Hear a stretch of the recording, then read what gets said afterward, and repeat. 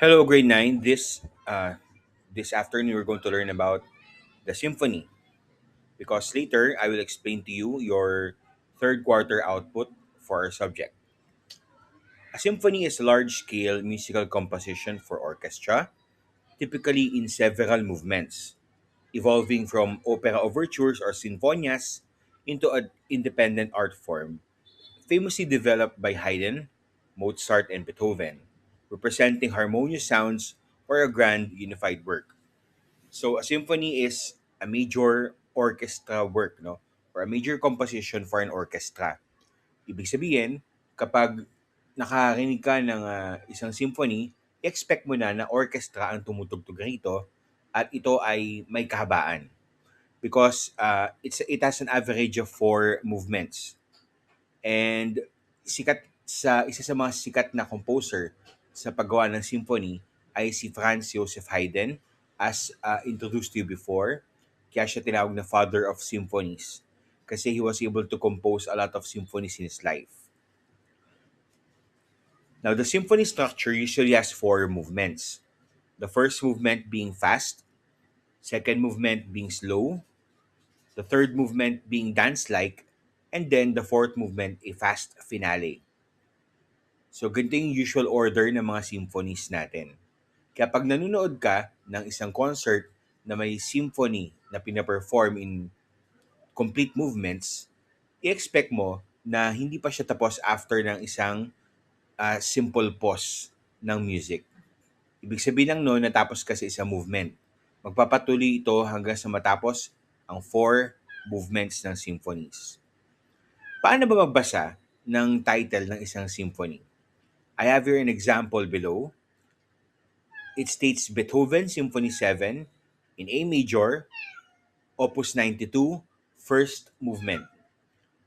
Pinaka-mention na una ang pangalan ng composer ng symphony. So si Beethoven na nag-compose. Pang-ilang symphony niya ito? This is in his seventh symphony.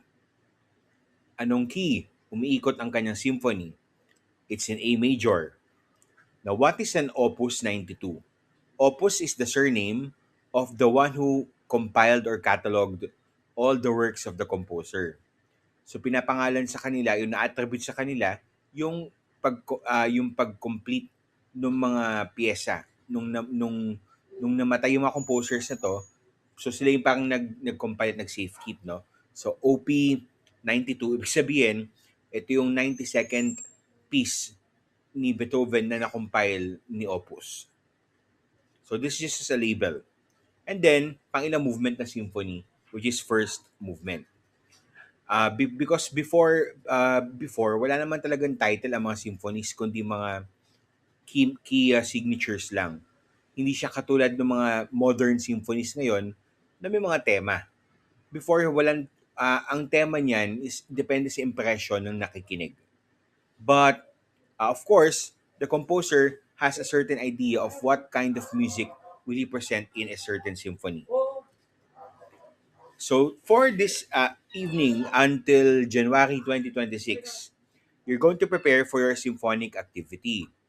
This activity will be in groups because you will need each other to complete this. Okay, the first step is to listen to Beethoven Symphony Number 5 in C minor, Opus 67, first movement. Para parehas tayo napapakinggan, you're going to search YouTube labeled Beethoven's Fifth Symphony. It is uploaded by Cast Out 888. You're going to see this thumbnail, no, or video kapag tinype nyo ang search na Beethoven's Fifth Symphony. Focus on the first 1 minute and 20 seconds of the music. Doon tayo magbabase ng ating gagawing choreography or dance. So you're going to create a choreography or a dance interpretation based on the first 1 minute and 20 seconds of the music. Sir, pwede mo mas mahaba doon? Pwede naman. Basta ang minimum natin, 1 minute and 20 seconds. You may use hand props like walis, flags, etc. Or simple effects. No? Basta madaling itabi, madaling i-produce, Hindi na kailangan masyadong gumastos.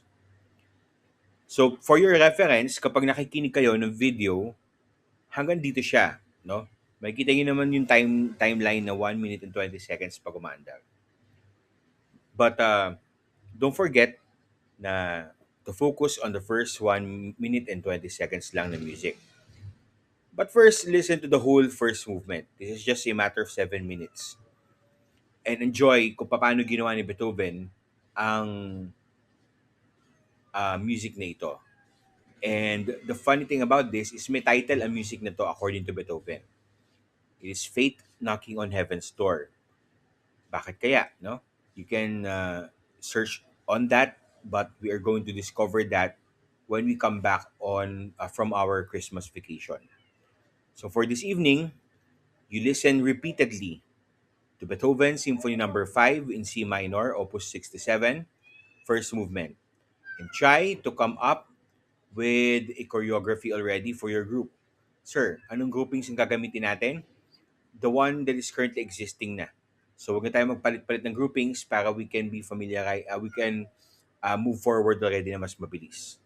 Okay, if there are questions, please don't forget to message me in our GC sa Messenger.